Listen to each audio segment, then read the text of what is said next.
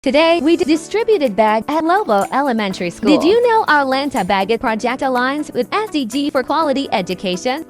We are Lantaw Pitad. Of course, nagbaktas kami 2 hours. Of course, para to edukasyon ng kabataan.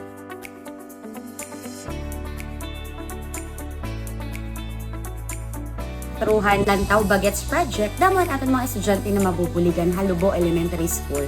So, ang Lobo Elementary School, kami ng mga teachers, including ang among school head, the parents, and aton mga estudyante, nagpapasalamat ng inyo bulig ko. Damo nga salamat, Lantaw Pitad Incorporated. We are not just distributing bags. We're also distributing hopes for these children. To all donors and sponsors, maraming salamat po.